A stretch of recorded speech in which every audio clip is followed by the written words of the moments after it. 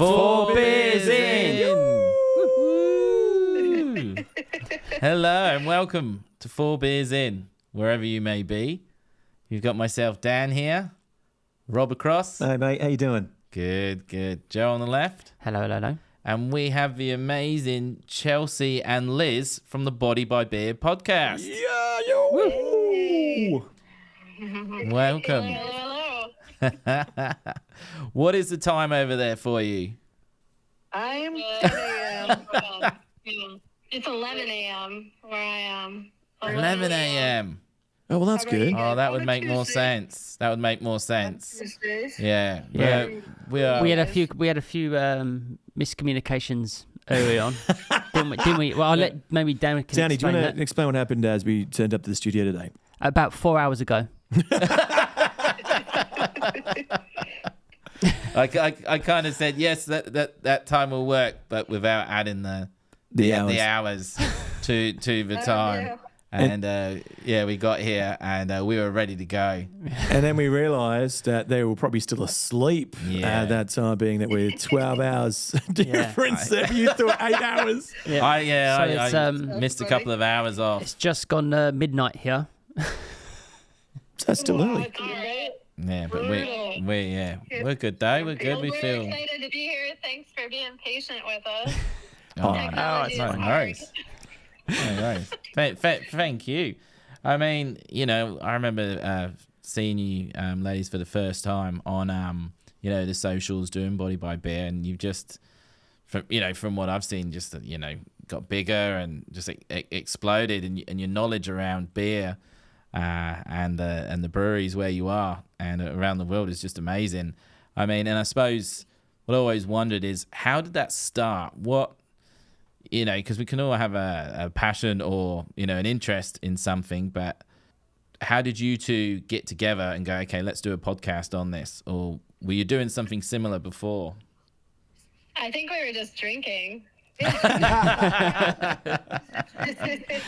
That's where all good ideas come from. Yeah. Yeah, I mean, Liz and I have been friends now. I don't even know what year it is. We're pushing. Was it 2007? So 18 years. Wow. We've been friends for a long time. We've done lots of business adventures together. Before we jumped into this, I was helping open breweries. So I was in the brewing space since 2014. And Liz was still up in the casinos, which is where her and I met. And then Pit Boston, Liz was going up the corporate ladder and then decided that was stupid. And I was in this awesome craft beer world. And she was like, the corporate ladder sucks. And I was like, well, this place is pretty freaking cool. We're just having a good time drinking beer, all pretending like we know what we're doing. Yeah. And then our last biggest adventure is we had a tech startup that went well for us, but kind of same thing where we miss the craft beer space, we miss the community, we miss the love of it all. And so when that venture got done, we went back into consulting and was start kind of working on this social presence, and trickled into podcasting, and has just been having an absolute blast since, and meeting the industry on a very different level, right? With interviews and chatting with them and learning more about them versus just so business focused. It's very much not. Yeah. Yeah. Look, I think the connection's huge, isn't it? And, we've never been to Colorado.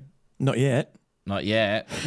And you'd be the first two people we've ever spoken to. The only relationship we have with Colorado is South Park. That is. That is. But we did look into some beers and stuff. I thought you were that going to are- say we did look into South Park. No, and no, we've no. got some. But there's a huge craft beer industry all through Colorado with many beers there. What are some that we should try? We can. Obviously, there's some importers write it that bring in beers to Perth, WA over here. But what's your go-to evening beer after you've come back from work or working hard and you just want to sit down, chill out, and enjoy a frothy of some sort? What would be your recommendation? Oh man, I jump around too much to have a good go-to. Well, like any good lover of drinks. I feel like it's a mood dependent thing, right? Depends on how the day went. If it was a really good day, I feel like a refreshing cool off. I got to shout out to Bierstadt Lagerhaus. Great Helles. If you can wait around 7 minutes for a slow pour Pilsner, that's the route you got to take. It's crisp. It's delicious. Now, if it's been maybe an off day and not so much, and I'm feeling like I need 10 ounces to make me feel a little bit better, I'd probably head over to River North Brewing, who are the kings of big beer at this point. There's a couple other ones that I'd shout out within there, but those are the two big names right now that get me through a day, depending on the mood. Cool. River North. So founded in 2012. So quite a new beer, yeah. All right, so you said Pilsner and Colorado. Pilsner and lager if it's been a good day, but then crank out the River North if it's been a bit of a crazy one. Cool. I'd go mercenary also if I feel like if I'm having a bad day, I want to go something hoppier. And then it's like the big stouts are like a medium day, like usually cold, if it's winter time. Yeah, actually, we just ventured to the double IPAs that drinks way too smooth and yeah, like a 9% beer. It just hits you hard. I get you. We just had Joe here have his very first Guinness of all time. Like he's never had one, and then tonight. Congratulations. Thank you very much. I was drinking a cup of tea just before that, and then went straight onto the hard stuff, onto the Guinness. But hard stuff, Guinness. Yeah. We just mixed our Guinness in with some ice cream, so that goes to show you that different level that we're playing on. Nice. I've heard people put Ribena in Guinness. Ugh. Really? Yeah, I've seen people do that. Delicious. It's like a beer What cordial. did you think of the Guinness? That was good. I enjoyed it. I do like the idea of it being more creamy though. Putting some more ice cream or something with it. Yeah. Exactly. It was pretty good with the ice cream. I would recommend. Yeah. Do you ever? I will also say, like, it's hard to pick a favorite. Like, when there's, Over 400 400 or breweries. 500 breweries in the state of Colorado, right? Like, there's a lot of people doing it really well. Some That sounds better like a than lot, others. doesn't it? But, like, whatever style you're looking for, right? Like, they can quench your palate. What would be the Body by beer if you could actually brew your own beer? What would be the first one? Would you go into a Pilsner? Would you go into a lager? Would you go into an ale? Stout? What would you do? Yeah, Charles. Yeah, I think we'd have to go in that Pilsner, Kolsch, something that's like classic, drinkable. One of my favorite styles is like a Vienna lager, something again classic, but it's got the good flavor. It can hit year round. I'd put us in something a little bit more on the light and diverse side that isn't just seasonal focused, because we try to appeal to a lot of people. Yeah. Yeah, try to be good at the same time. No crappy lagers here. No, I was gonna ask that. I was gonna say, do you ever, because you know all about these beers? Is there any beers in your home that you know is not a great beer, but it's there, so you drink it? So you haven't had a great day and you've come back, or does that not happen? Oh yeah, it definitely. I'm an adult. I don't have to drink it if I don't want to. To be fair. But does They still does usually anyone? drink. Yeah, someone's left a beer at your house. It's been one of those. Someone's left some beers at your house. Have you ever tipped out a beer before? Oh. Oh yes, definitely took out beers before. I'm good ones. It's just sad. Yeah, well, I mean, usually it's just. I don't know. It's at a point now where it's like I don't have to drink it if I don't like it. Yeah. Right? True. But sometimes you're in the mood for a crappy beer. Sometimes like the crappy nostalgic beers just hit the spot. I love Busch Light. Busch Light is my favorite crappy go-to. Yeah, Busch It's not Light. even that crappy, right? They're clearly doing something right, but crappy. I got college beer. Right? I So got- it's nostalgic and fun and. I got pulled up the other day, and I can't remember where I was. And I just went back to my beer, and someone goes, "You gonna drink that warm?" Oh, that's a question. Warm beer, is that a no, or are you okay to drink warm beer? Depends the day, depends the mood, depends how much beer's Yeah. around. it depends on the beer too, right? Like crappy lagers, you got to drink fast, but yeah. Yeah. So warm ale's okay. Boiling. Warm ale's, Yeah, warm ale's great. yeah. But a warm lager, it can just go. What was that bad one in England? That lager in England. Oh my God, you guys know it. There's a real terrible one. There is a couple. though, So. yeah. It was English beer. Anyway. Where do you start? What would your guys' like bad, crappy lager be? Oh, there's like hard ice and carton cold. Be careful, they might want to sponsor us. Yeah, you're like, I'm not going to name it. We'll say Foster's, right? Oh, no one drinks Foster's over here. Yeah, I would say, if you drink a Foster's here, you'd get looks. Definitely get looks. Definitely. When I get to Australia, I'm drinking Foster's. You'll be hard to find. It'd be hard to find. You'd be hard to find it, and you're with all the beers that we've got here.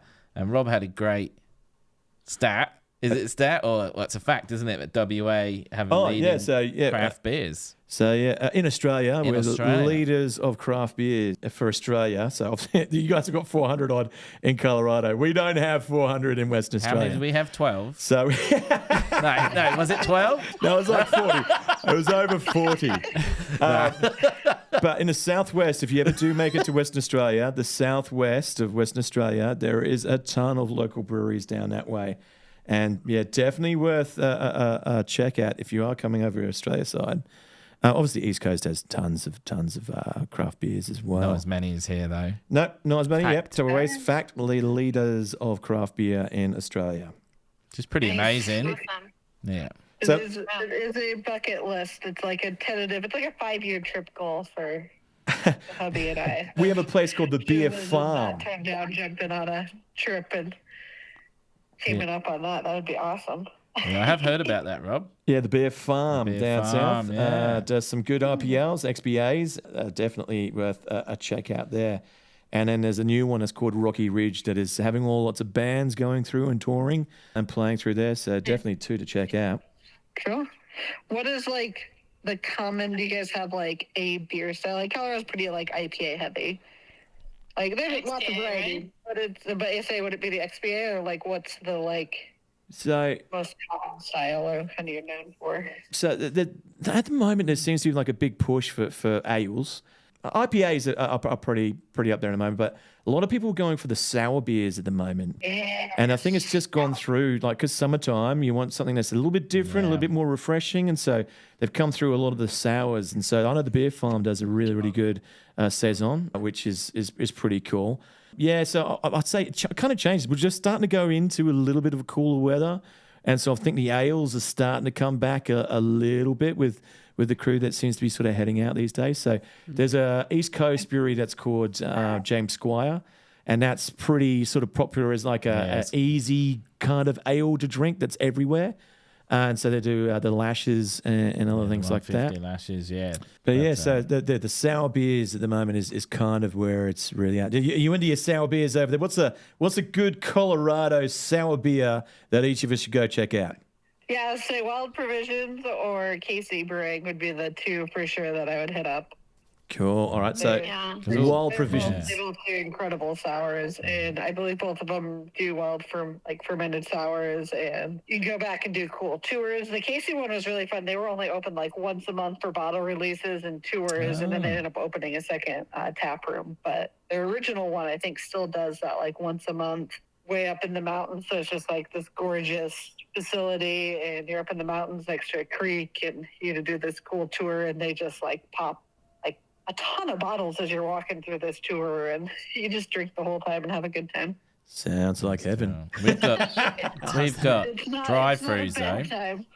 Yeah, also Casey Brewing's on what they call the western slope of Colorado. So it's on the west side of the Rocky Mountains. There's a lot more fruit produced over there. So they have their hands on a lot more fruit that they can put through their brewery, depending on what they're brewing up, especially with, I think they also do the open fermentation too. There is a couple more that I would throw out that are in the Denver area, right? But the closer you are to the source, right, often the better the product. So I'd have to err on the side of Casey just because they're so close to the ingredients, which is pretty cool. Yeah, I mean, If they're using what do we see here? We normally see America, we see Coors. So there's Coors, there's Budweiser, they're the two. And the Millers. Yeah. Miller's drafts we see a lot of here. Miller's comes through, yeah. But Bud probably... Yeah, we don't get a lot of the craft stuff. I guess maybe No. shipping this stuff over sometimes might be a bit sort of tricky, but You're quite far up. But Yeah. do you have? It's really expensive to ship to you guys. It's crazy. yeah, we're, When we tried to send that book, it was like $100. I was like, I ain't sending you a book. I'm sorry. We almost did it, and I was like, "Don't you dare!" No. That's all right. I'm reading it. Ship over this Yeah. little book. It's all good. So tell us about the book. So the beer pairing book that you did there, Liz. For those who haven't seen it or heard about it. Sure. We put it out last year. I suppose it's been like a year and a half now. It's just a really basic beer and food pairing option for people that are looking to explore that. You know, what beers drink with what kind of food. Obviously, beer is in this whole competition realm of being competitive in the wine industry, of being complex enough to go well with your food. And it's actually a lot more simple than you think, especially like from like a grain perspective. You can break it down just light to medium light to a little bit darker to a little bit darker after that, right? Beers wise and how they go with your food. Anyway, that's kind of the idea, is just an introductory approach to beer and food. And I am obsessed with each. Well, anything involving drinking and eating, I'm in. So, yeah. Oh, that's You can't great. get your hands on it if you're in Australia, and I can't send it to you, but Gotta get the hardback. you can get an ebook online. You can go that route There you if go. you're interested. Yeah. That's great. And then you also did a book as well, Chelsea, the bucket list. Yeah. The goal with the bucket list book was there's 400 breweries. How do you even like pick a starting point in Colorado? So summarized up all of the breweries that won awards at the 3 major awards, which is Great American Beer Fest, the World Beer Cup, which just wrapped up a couple weeks ago for this year, and then the U.S. Beer Open. Open. It's like a terrible name. I can never spit it out. But those are kind of like the 3 really big awards. So I summarized up all the winners for Colorado. I think there was 94, 95 breweries, 92 breweries. There's a lot. There's So a it's lot, isn't just it? a pretty heavy book. Oh no, there's 47 breweries and there's 92 beers is what it was. Yeah. That's Yeah. what it was. Yeah. That's a lot, though, isn't So it? it kind of 'Cause- just gives you a cool little travel guide that, our joke with it is there's not bad beer on there. They've at least won awards. They're not terrible breweries. And yeah. Right. gives you a starting place and something that's very tangible, I think, to understand why they're at least a decently solid brewery. That's cool. I tend Awesome. to stick with one beer for ages, and I know how what it does. I know how it tastes, and then I mix it up, and I just go to another beer. I like nothing long better period than of doing a time. paddle of different beers. Yeah? Every brewery I can. Every brewery has got to try out all their beers. And some I will not like. I'll be like, nah, don't want to do that again. But I'll still go back 6 months later to the paddle again, and I'll still have that same beer again and go, yeah, nah, still don't like it, but I'll still always do a paddle. But I suppose the ultimate, which I saw that you two had a guide on, and I don't know if these guys have been there. I know I haven't. Oktoberfest in Germany. No. Yes. No, never been. Yes. I have definitely been there. What was that like? Is that Anytime? you know? Yeah, we've been there 3 times. Oh wow! One of the times is actually where I got married. Oh, congratulations! That must have been. Overthrow the beer world a little bit of just Yeah. we signed papers here, but we call it the weddabration. We went and got a table down and Brilliant. stood up and did our vows and slammed a beer and almost got kicked out and had a good time. Oktoberfest you should definitely go do. It is a lot of fun. At least for me, it's not something I need to do every year because it's a Yeah. lot. Yeah. We've been rocking about every other year, which has been pretty solid for us.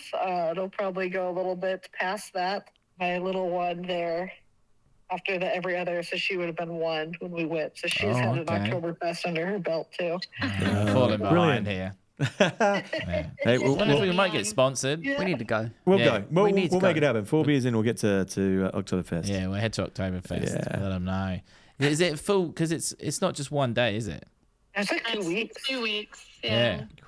It's a long sometimes time, close isn't to 3, depending on when it starts. So you just stay It's a drinking the entire celebration of time. the autumn. Sorry, Liz, what was that? Missed that. Wait, sorry.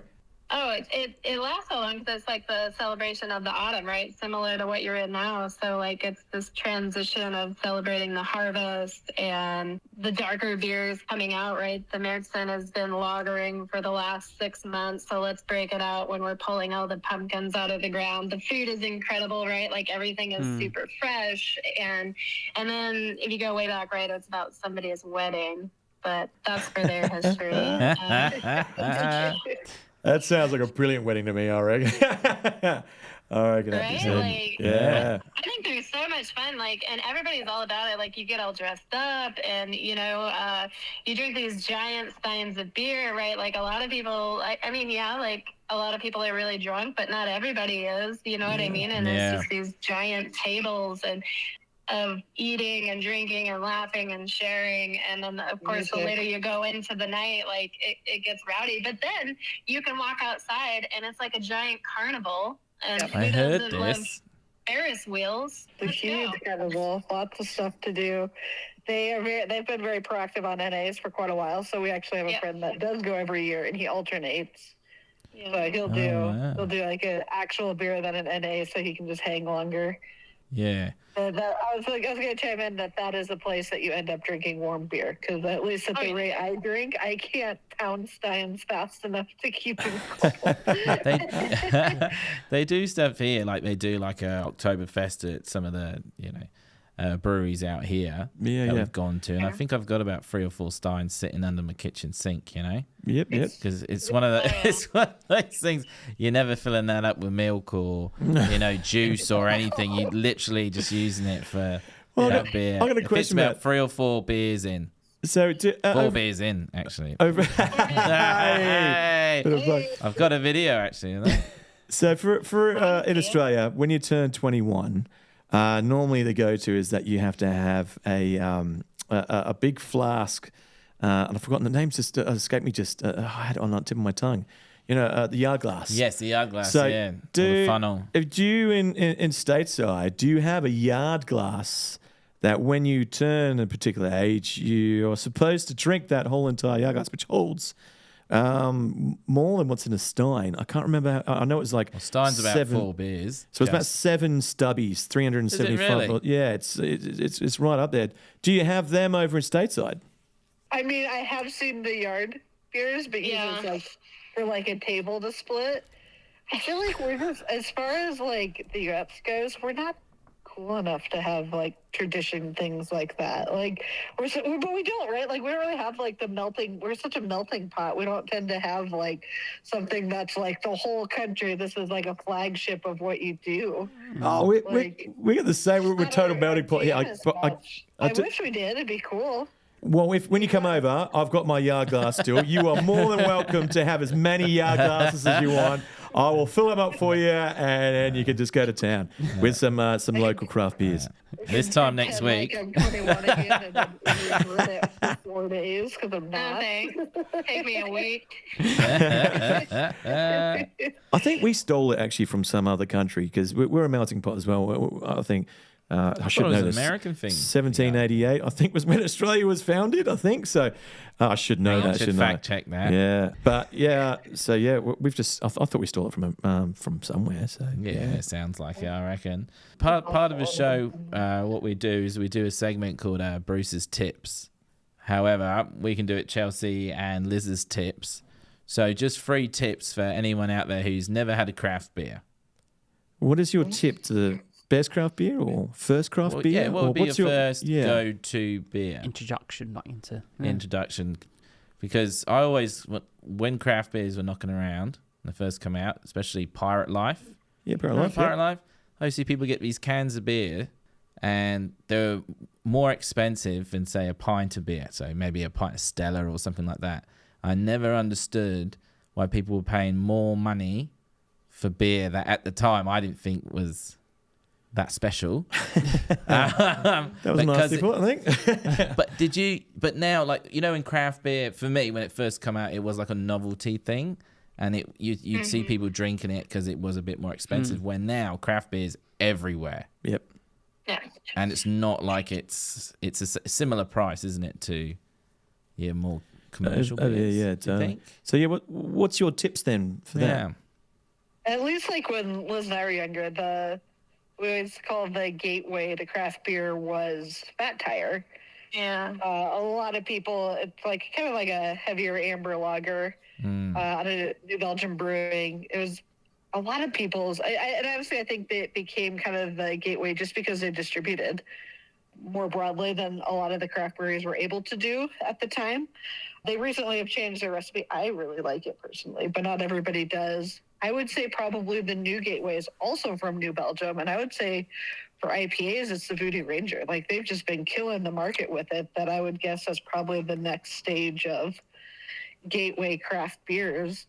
And as far as why drink it, it comes down to what you're drinking for, right? Like, if you're just playing drinking games, grab your cheap lager. Like, if you don't need something fancy that's 7-8% to go drink.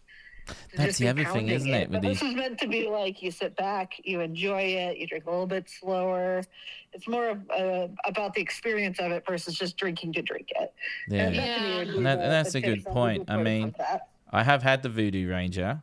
I have had if it's the same Voodoo Ranger, they have it on tap at a restaurant called Four Mates, believe it or not. So they got them there, but that's the thing with the percentages, because our mate had a birthday, a big one, 40 recently, and he had all his he had the fridge and the kegs underneath and the taps, and all the beers except for one, I think, were 8-9%, and and they were all craft beers.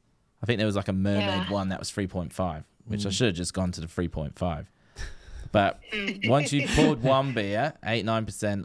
Yeah, that was a big night. Yeah, I should have just had literally just had one and then gone back to mine. How many did you have, Danny? No, don't ask that.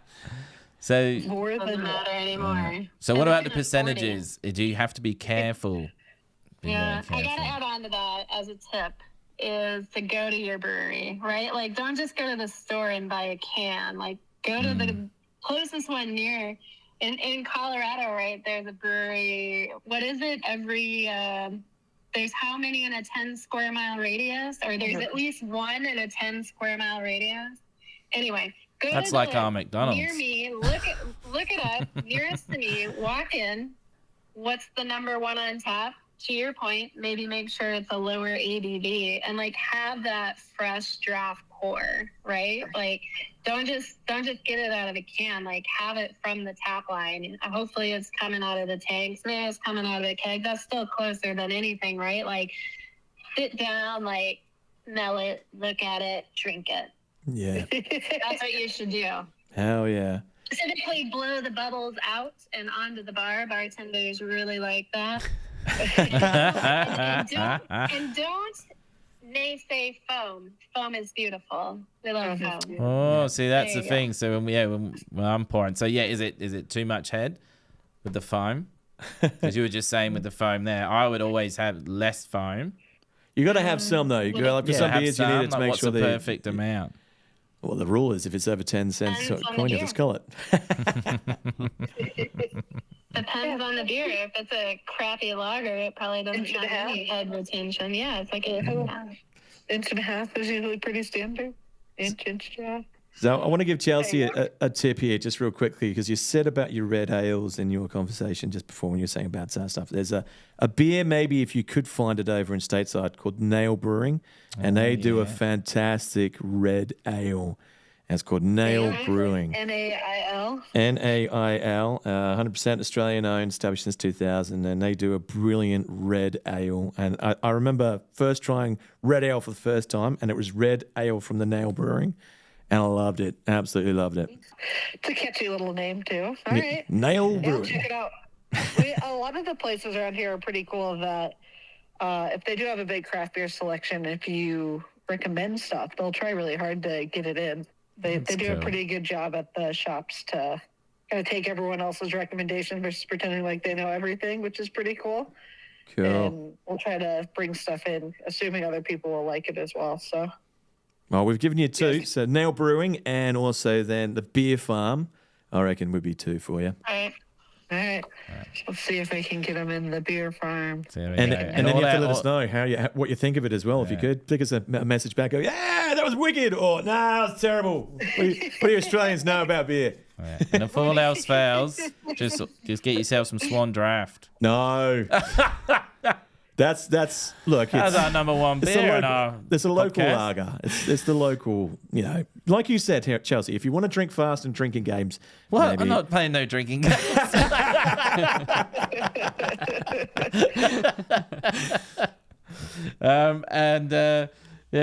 Also, we do a segment where we would usually talk about what our Tanya's done for us lately, but we're gonna talk about you two and what your Bruces have done for Have you explained what Yeah. Tanya and Bruce mean? So, all right. So, our Yeah. significant I got- I others. was waiting for context. Yeah. So, our significant others. I'm too comfortable. It's a problem. And so we don't like to say people's names, and so we either say Tanya's or Bruce's. And so, Yeah, we don't have an in between. and so, anybody from your family, just what have they done for you lately? It could be funny, it could be lovely, it could be whatever you want it to be. But what's something that they've done? We'll give for you an example. Dan's Tanya. What did she do? What was the last thing she did? Well, at the moment, we've got a mystery hole in our back garden, and we're not sure what it's a burrow.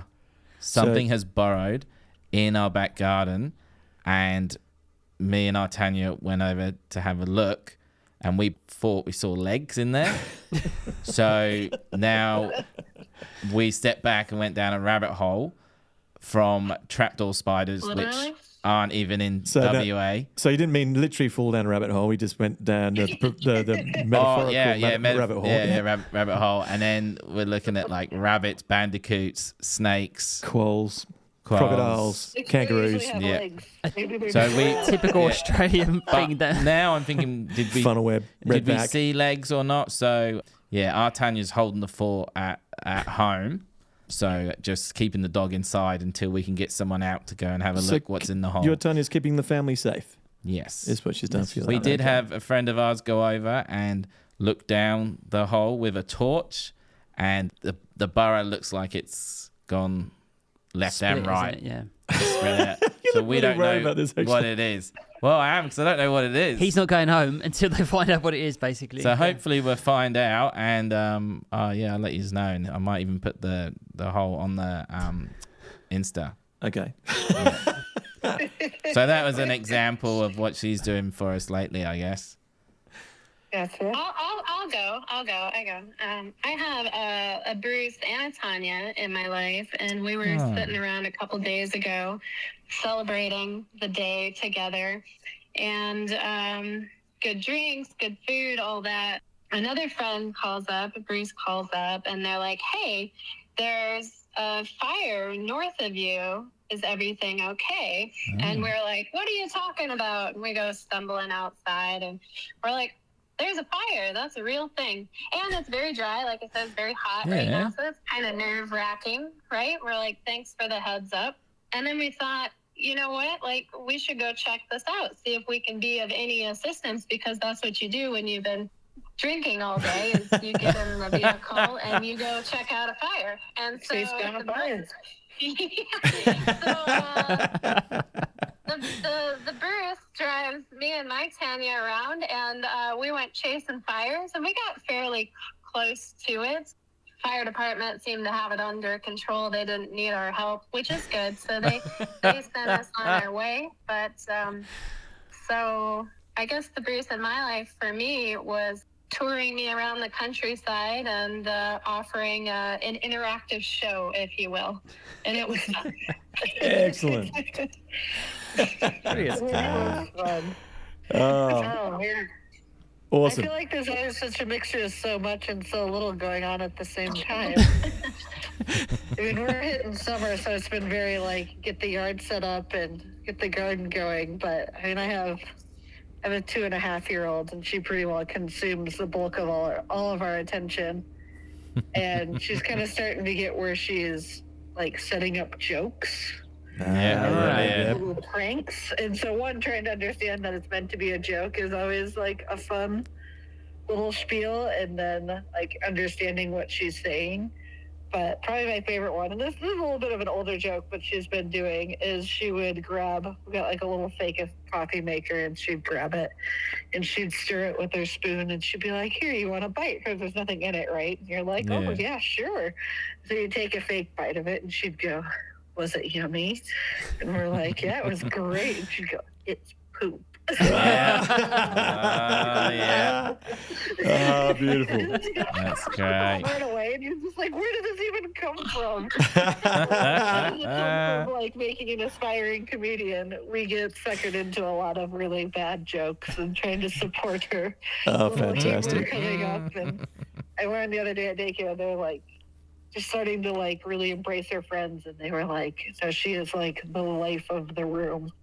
Like, she's like the party animal, and like, oh no, she's me. Like, I know what it's like to be that. That's not gonna treat us well long run. She's gonna be my karma child. Oh, it sounds fantastic. We try to warn the teachers. We're like, hey, this is the new joke that's happening. So I'm gonna argue that's a good joke. That's not a bad joke. That's good. what's next for? Next. Yeah, what's next? What's next for you? We got some interviews, which is fun. We're gonna do some collaboration brews in the fall once we hit our August to September. Some challenges. We started doing challenges. I don't know if you've seen that. Ice cream floats, crappy beer tastes better with this kind of food, stuff like that. Yeah, we did. Yeah, we did see one. Yeah. The hot ones challenge. That one. I might have been that one. We had to move away from the camera. We saw that one. That was brilliant. That was fun. So just kind of we're revamping the show in ways that just allows us to perpetually focus on quality over quantity, more time editing, more time coming up with fun ideas for what we want to record, how do we want to come up with the story plots, right? Like, usually our brews and bites are, you know, how does like this food and beer come together, and how does the beer make this meal better? And we were sitting around, we're like, what if we do the opposite? Let's look at a crappy beer. Let's see if we can make it taste better. Like, let's do the exact opposite of what we normally do. Yeah. So the beer making the food better. Let's see if we can make, I think we picked Heineken. So we're Heineken. No, that goes really well with some lemonade to make a good shandy. Yes, very good shandy. We did a fun. We're in the editing of it of if we could make Corona skunkier. That was kind of a fun one. Cool. So we set up in the sandbox, pretend like kind of recreating a Corona commercial to the best of our abilities. Just doing some things like that, right? Like, not a lot of beaches in Colorado. Quality and building a better story up around what we're doing versus trying to pump out so much content. That's really been our shift for the second half of this season. Well, we think you got lots of quality stuff that you've put out there. So thanks very much for doing it, and we're looking forward to what you create in the future. And maybe we can touch base again in the future. Maybe we'll try and do a couple of weird beer challenges over here, and we'll film them for you, and we'll send them through to you. We'll try a different beer and see if we can make blindfold one. Blindfold beer. I've seen them do it with tea. Yeah. Tea. Let's just do it with beer. There's a couple on Insta. They're great. And they had to do a tea challenge, and they put all and he had to guess what all the teas were. So we'll do that with beer. He was very good. But you could do. I think you could do that with beer if they haven't done it already. Because that would be tricky. We can challenge each other to different challenges. That'd be great. We'd love to. We're just going to force you guys to get on camera, though. So. No one wants to see these faces. We got faces for radio. Quality radio. Almost award-winning radio. That sounds like almost award-winning. Go check out our podcast, the Almost Award-Winning Podcast. We've been nominated. It's thrown in. Here we go. We're still learning. No, it's been an absolute pleasure to talk with you both. Thank you very much for taking the time out to come and see us. See us and talk with us, I should say. You guys made the big leg with being midnight. You guys are champions. Yeah. If someone have asked me to be on a call at midnight, I've been like, fuck no. 4 hours ago. Well, to be fair, we were lied to by Danny. So. But we did want to talk to you as well. No, it's been a pleasure. It's been fantastic. So, if we could get you both to help us end the show here, we normally end it with a big sort of 4 beers in chant. So, if we could do it with us as well, it'd be fantastic to have you do the end chant with us as well. And so, just thanks very much for being part of the show. And 3, 2, 1, 4 beers in. Thank you very much.